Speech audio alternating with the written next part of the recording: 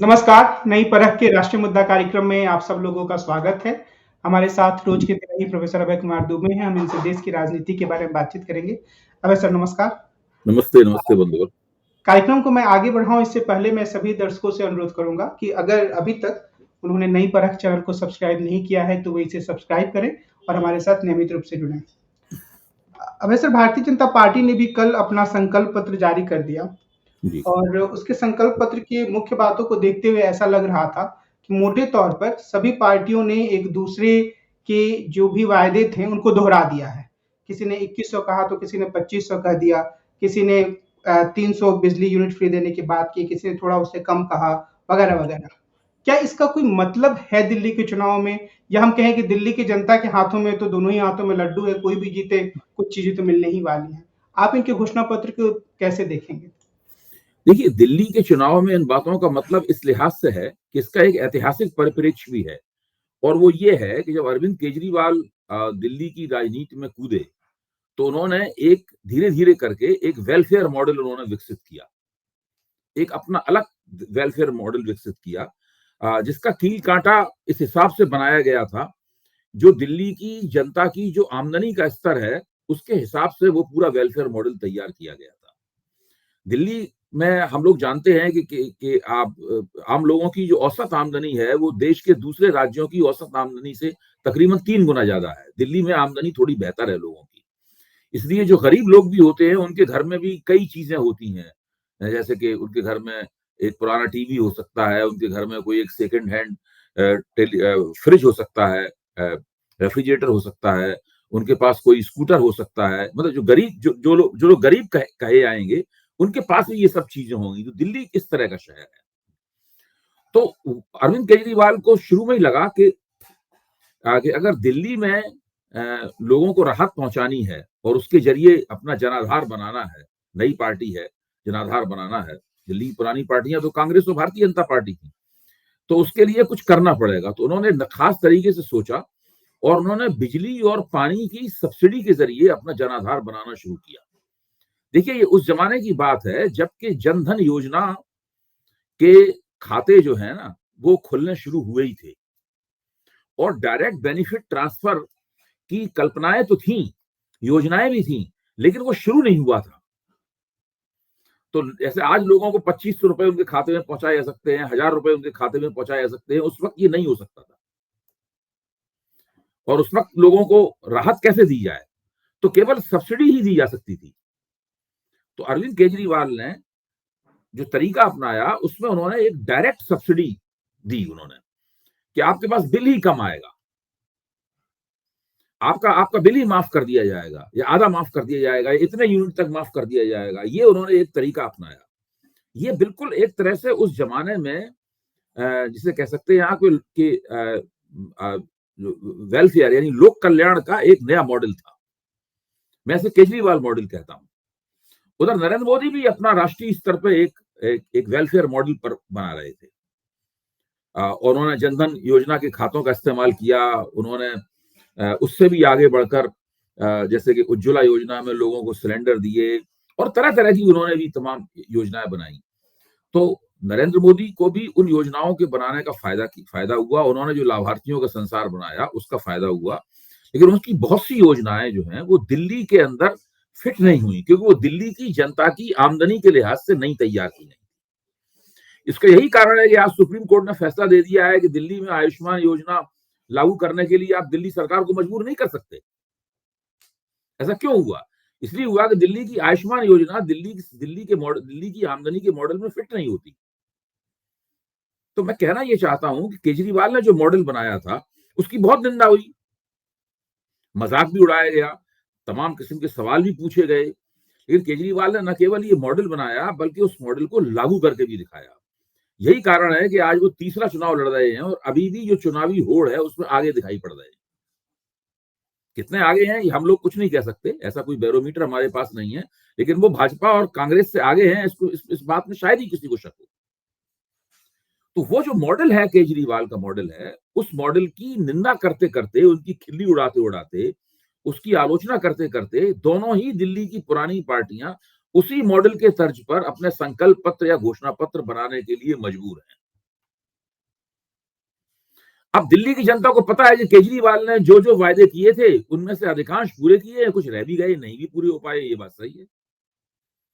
तो खासतौर से बिजली और पानी की जो राहत है, बसों में जो किराए की बसों में चलने पे किराए की जो राहत है, और इस तरह की बहुत सी योजनाएं जो हैं उनको लागू करने में केजरीवाल ने जो एक नयापन दिखाया है, वो नयापन दिल्ली के लोगों के दिमाग में काफी कुछ बसा हुआ है। जैसे उनकी एक योजना वो थी, मुझे बहुत पसंद थी वो योजना, कि जो सरकारी कामकाज होता है वो आपको कहीं सरकारी दफ्तर में नहीं जाना पड़ेगा, वो आपके घर के दरवाजे पे आके अफसर आके करेंगे काम, यानी सरकार आपके दरवाजे पे पहुंचेगी। इस योजना को लागू करने में बहुत सी बाधाएं आई, और एक तरह से उस योजना को बहुत लंबे अरसे तक लागू नहीं करने दिया गया। इसी तरह बहुत सारी उनकी योजनाओं को रोका भी गया उनको, लेकिन वो तरह तरह की, तेज दिमाग है उनका, तरह तरह की योजनाएं बनाते रहे और दिल्ली की जनता को कैसे अधिकतम राहत दी जाए इसकी कोशिश करते रहे।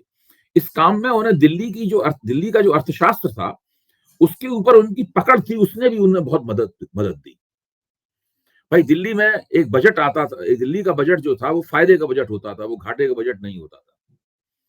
उन्होंने भ्रष्टाचार में काफी कमी की, तो दिल्ली में जो टैक्स कलेक्शन था, जो वो उसमें काफी बढ़ोतरी हुई, और उसकी वजह से भी उनको अपनी योजनाओं को लागू करने में काफी मदद मिली। और भी कई इस तरह के काम किए, और खास बात ये थी कि अपने बजट का जो काफी ज्यादा बड़ा हिस्सा उन्होंने स्वास्थ्य और शिक्षा के ऊपर लगाया। दिल्ली के सरकारी स्कूलों में गुणात्मक रूप से उन्होंने बहुत बड़ा परिवर्तन किया। जो मोहल्ला क्लिनिक बनाने की योजना थी वो अपने आप में एक अभूतपूर्व योजना थी, और वो योजना भी एक नमूने के तौर पर उभरी।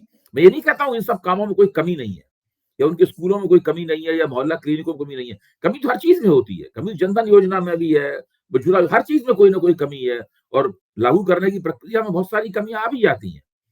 सवाल यह है कि वो बुनियादी विचार क्या था, और उसको पूरी ध्यान से, लगन के साथ में और दृढ़ता के साथ में लागू किया गया या नहीं किया गया। उसके अगर 80% फायदे भी जनता तक पहुंचते हैं तो मैं उस योजना को कामयाब मानता हूं।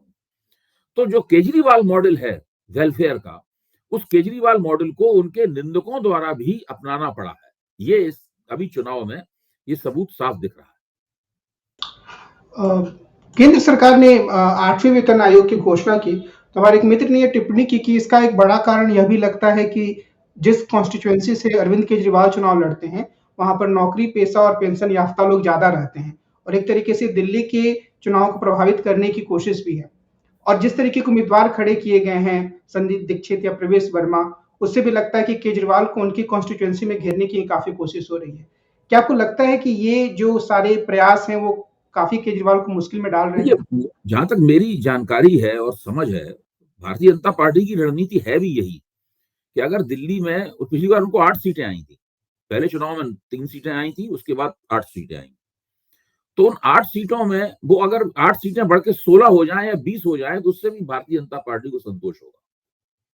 भारतीय जनता पार्टी जानती है कि वो बहुमत नहीं प्राप्त कर सकती, बहुमत प्राप्त करने की स्थिति में नहीं है, लेकिन वो 8 सीटें बढ़ के दूनी हो जाए, अगर मान लो 16 हो जाए, 17 हो जाए, 18 हो जाए, 20 हो जाए, तो उससे भाजपा को संतोष होगा। और सबसे ज्यादा संतोष तब होगा अगर नई दिल्ली में वो अरविंद केजरीवाल को चुनाव हरा दे।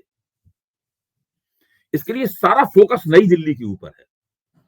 प्रवेश वर्मा उनके खिलाफ खड़े हुए हैं, खुल के लोगों के, वोटरों के बीच में वोट खरीदने के लिए रिश्वत बांट रहे हैं, कहीं वो जूते बांटने, उन्होंने एक एनजीओ बना रखा है। सारा बहाना ये है कि हम तो एनजीओ के जरिए कर रहे हैं, लेकिन एनजीओ को भी इस चुनाव के दौरान इस प्रकार की चीजें बांटने का अधिकार नहीं है।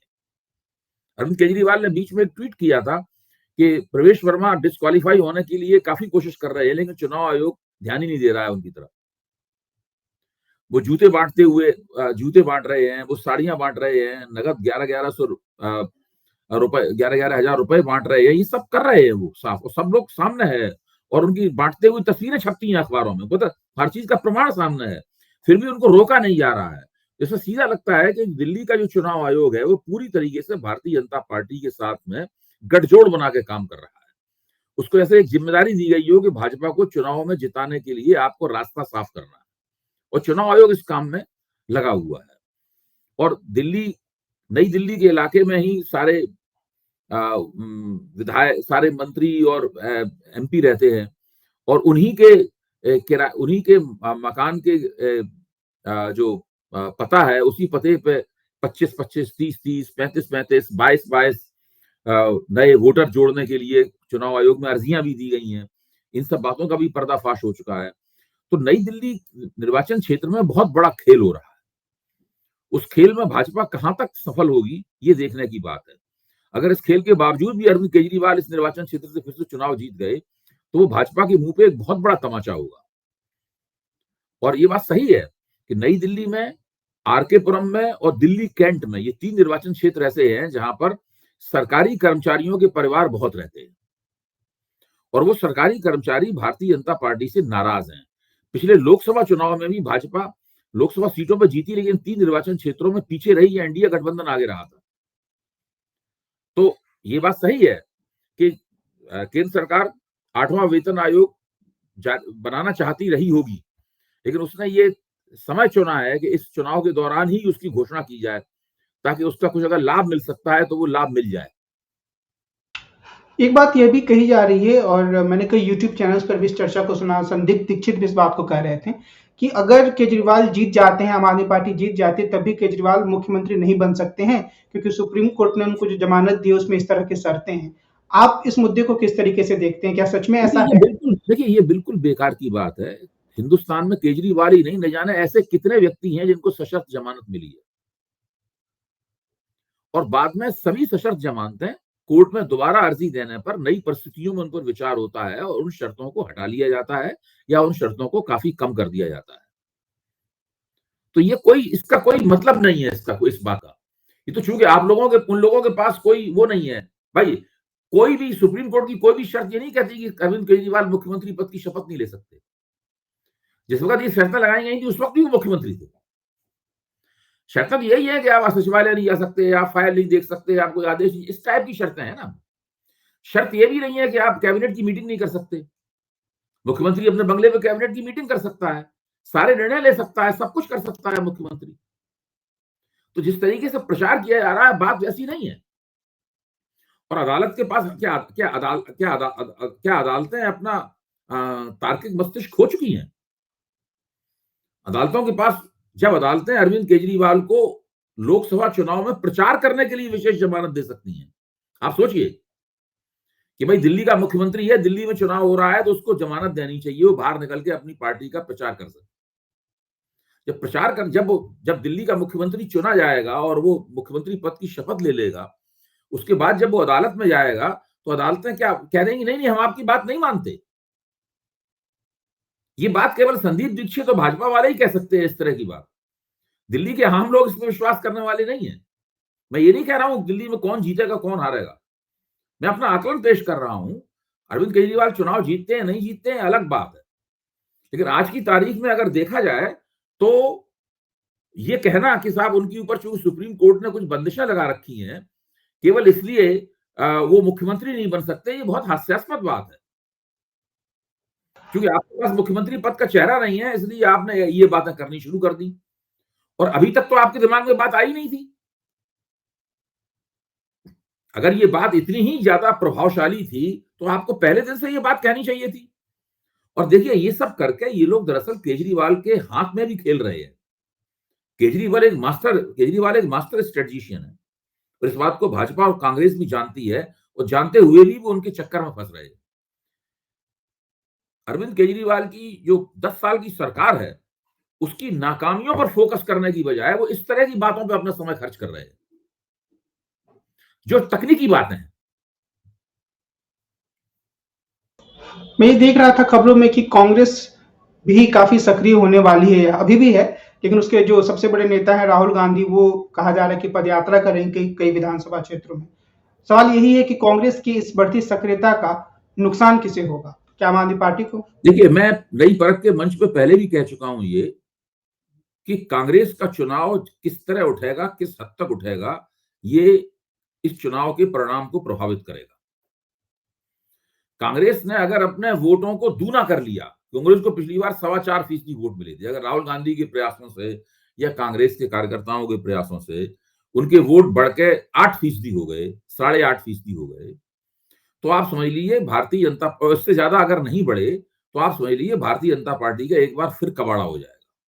इसलिए कबाड़ा होगा कि अरविंद केजरीवाल की सरकार के खिलाफ जो एंटी इनकम्बेंसी है उसका वोट बढ़ जाएगा। थोड़ा वोट कांग्रेस को मिलेगा और ज्यादा वोट भाजपा को मिलेगा, लेकिन वोट का एक हिस्सा एक ध्रुव पे जाने की बजाय वो दो हिस्सों में विभक्त हो जाएगा, एक छोटा हिस्सा और एक बड़ा हिस्सा। उससे भाजपा अरविंद केजरीवाल को नुकसान जो पहुंचाना चाहती है वो नुकसान नहीं होगा, और कांग्रेस अरविंद केजरीवाल से अपने वोटों को ज्यादा नहीं खींच पाएगी वापस। अगर यही वोट कांग्रेस ने बढ़ाकर 4 गुना कर लिया अपना, यानी 16% तक कांग्रेस, 16% से लेकर 20% तक 5 गुना कर लिया कांग्रेस ने अपना वोट, तो भारतीय जनता पार्टी को काफी फायदा होगा, क्योंकि तब वो आम आदमी एंटी इनकम्बेंसी का वोट भी लेगी और साथ में आम आदमी पार्टी का वोट भी खींचेगी। अच्छा, अगर कांग्रेस ने इस वोट को बढ़ा के 25% के पार वो ले गई, तो 2013 का यह चुनाव हुआ था, इसमें त्रिशंकु विधानसभा हो गई थी, वैसा हो जाएगा। और अगर कांग्रेस अपने वोट को बढ़ा के 40% और उसके पार ले गई, तो वो शीला दीक्षित जिस तरह चुनाव जीत जाती थी उस तरह चुनाव जीत जाएगी। अब हम लोग अपनी कॉमन सेंस, अपने सामान्य ज्ञान और अपने आकलन का इस्तेमाल करके ये तय कर सकते हैं कि कांग्रेस क्या कर पाएगी और क्या नहीं कर पाएगी। कांग्रेस अपने वोट को दूना कर पाएगी, या कांग्रेस अपने वोट को 4 गुना 5 गुना कर पाएगी, या कांग्रेस अपने वोट को कांग्रेस अपने वोट को 6-7 गुना बढ़ा देगी, या कांग्रेस अपने वोट को 10 गुना बढ़ा लेगी। इस पे सोच लीजिए क्या कर पाएगी वो। अधिकतम 2 गुना, मुझे भी लगता है कि 2 से 3 गुना तक शायद बढ़ जाए तो काफी बड़ी उपलब्धि होगी उनके लिए। देखिए, कांग्रेस के पास कुल मिलाकर 2 उल्लेखनीय उम्मीदवार हैं, एक अलका लांबा जो कि आतिशी के खिलाफ लड़ रही है, और एक संदीप दीक्षित जो केजरीवाल के खिलाफ लड़ रहे हैं। 2 उम्मीदवारों की दम पर कांग्रेस अपने वोट कितना बढ़ाएगी? कुछ और उम्मीदवार है, जैसे कृष्णा तीरथ हैं, वो लोकसभा सदस्य रहे हैं कई बार, तो वो भी शायद अपने क्षेत्र में कुछ अच्छा कर पाए, अगर उनका कुछ प्रभाव बचा हो तो। देखिए, मुझे नहीं लगता ऐसे तो। संदीप दीक्षित भी सांसद रहे हैं, 2 बार सांसद रहे हैं शायद। आपके रमेश विधूड़ी 3 बार सांसद रहे हैं, और अलका लांबा भारतीय वो आम आदमी पार्टी से ही विधायक रही हैं, चांदनी चौक से। ऐसे तो सबको ही कुछ ना कुछ रहा है, लेकिन इस चीज से फर्क नहीं पड़ता। हमें ध्यान रखना चाहिए कि प्रवेश वर्मा भी 3 बार सांसद रहे हैं, 2 बार सांसद रहे हैं शायद, हाँ 2 बार सांसद रहे हैं, एमएलए भी रहे हैं प्रवेश वर्मा और रमेश विधूड़ी। जब भाजपा ने इंटरनल सर्वे कराया था, उसी में पाया गया था कि ये लोग चुनाव हार जाएंगे, खिलाफ काफी एंटी इनकम्बेंसी है। तो जब इस डर से उनको एमपी का टिकट नहीं दिया गया, अब उनको एमएलए का टिकट देकर ये उम्मीद करना कि वो चुनाव जीत लेंगे, ये बहुत हास्यास्पद होगी। एक छोटी सी टिप्पणी मैं राहुल गांधी की बिहार यात्रा पर भी आपसे चाहूंगा। राहुल गांधी आज बिहार में थे, उन्होंने एक संविधान बचाओ सम्मेलन शायद उसे कहा जाता है, जो हर जगह हो रहा है आजकल। कुछ गैर सरकारी संगठन उसे आयोजित करते हैं, उसे संबोधित किया, कांग्रेस कार्यकर्ताओं को संबोधित किया, लालू प्रसाद यादव के परिवार से मिले और वापस आ गए होंगे। तो इसमें उन्होंने एक जगह उन्होंने नीतीश कुमार की तीखी आलोचना की, पेपर लीक की तीखी आलोचना की। कुल मिलाकर ऐसा लगता है कि जो बिहार की राजनीति का एक पुराना मॉडल है, जिसमें एक तरफ कांग्रेस, आरजेडी और कुछ छोटे दल हैं और दूसरी तरफ बीजेपी और जेडीयू है, वही कायम है। अगर ये स्थिति रही तो बिहार में जैसा चल रहा है वैसे ही चलने की ज्यादा उम्मीद है, यानी नीतीश कुमार हमें देख कौन नेता क्या करता है, किससे मिलता है, क्या भाषण देता है, किसकी आलोचना करता है, किसकी तारीफ करता है, ये तो अलग बात है। देखना हमें ये चाहिए कि कांग्रेस महागठबंधन में कौन से वोट लेके आ रही है। क्या कांग्रेस महागठबंधन में दलित वोटों का इजाफा कर रही है, या मुख्य दलित प्लेयर रामविलास पासवान के लड़के चिराग पासवान ही होंगे? अगर वही मुख्य दलित प्लेयर होंगे तो जाहिर है कि दलित वोट ज्यादातर एनडीए को ही मिलेंगे। क्या कांग्रेस उससे कुछ दलित वोट छीन के इधर जोड़ सकती? क्या जो अति पिछड़े हैं उनके बीच में राहुल गांधी अब संविधान हाथ में लेके निकलेंगे और कहेंगे कि भारतीय जनता पार्टी संविधान नष्ट करना चाहती है या आपका आरक्षण छीनना चाहती है, इससे प्रभावित होकर क्या कुछ अति पिछड़े जो है और टिकट बांटने की रणनीति से प्रभावित होकर कुछ अति पिछड़े महागठबंधन की तरफ जा सकते हैं? अगर कांग्रेस दलितों या अति पिछड़ों का वोट थोड़ा बहुत महागठबंधन में जोड़ सकती है, बहुत ज्यादा तो नहीं, थोड़ा ही जोड़ सकती है, तो राहुल गांधी के प्रयास और कांग्रेस की कोशिश काफी सफल हो सकती है। वो एक वैल्यू एडिशन होगा उसके अंदर। वरना ये तो सब लोग यात्राएं करते हैं, बयान देते हैं, मिलते हैं, जुलते हैं, रणनीति बनाते हैं, ये सब तो चलता ही रहता है। आज की अपनी इस बातचीत को हम इसी बिंदु पर समाप्त करते हैं। हम कल फिर मिलेंगे और देश की राजनीति के बारे में चर्चा करेंगे। कल साप्ताहिक संस्करण होगा, तो अभय जी के साथ आनंद वर्धन जी भी रहेंगे। कार्यक्रम को समाप्त करने से पहले मैं सभी दर्शकों से एक बार फिर से कहूंगा कि अगर उन्होंने अभी तक नई परख चैनल को सब्सक्राइब नहीं किया है, तो वे इसे जरूर सब्सक्राइब करें और हमारे साथ नियमित रूप से जुड़ें। आज की बातचीत के लिए सर आपको बहुत बहुत धन्यवाद। नमस्कार।